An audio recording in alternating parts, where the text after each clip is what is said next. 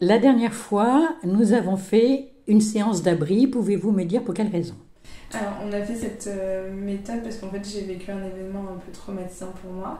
Et en fait, à chaque fois que je pensais à cet événement, j'avais des émotions très fortes. Donc, c'était de l'angoisse qui s'entremêlait, un peu de stress aussi à chaque fois.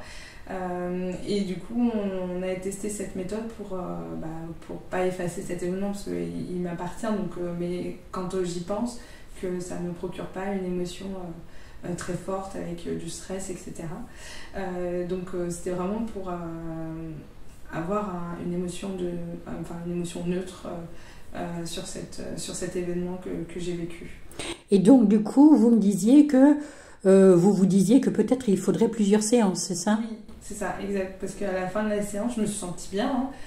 Mais je me suis dit, il va peut-être me falloir plusieurs séances, parce que j'avoue que c'est pas que j'y croyais pas, mais je me suis dit que en une séance, ça me paraît un peu léger pour que ça puisse avoir effet.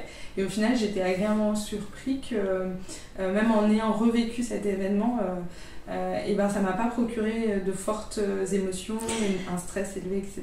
C'est-à-dire que vous avez dû faire quelque chose qui ensuite vous avez dû aller subir une opération Oui.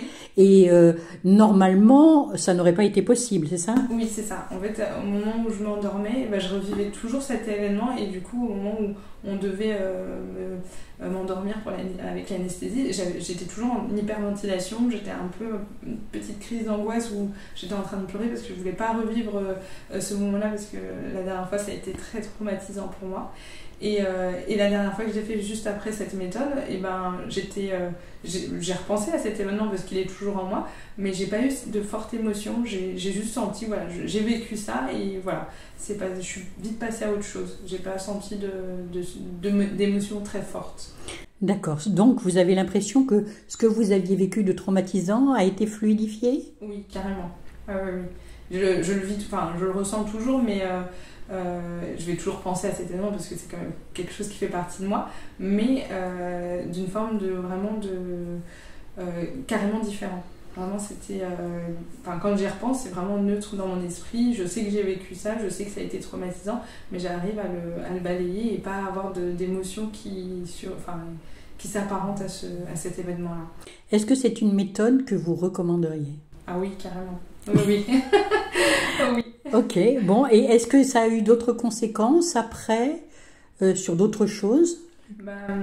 Oui, après comment dire, il y a certaines choses que je prends moins à cœur, qui peut-être d'habitude des petites réflexions peut-être anodines ou des choses de la vie qui sont anodines, j'aurais eu un petit stress assez qui se serait accumulé et là pas du tout.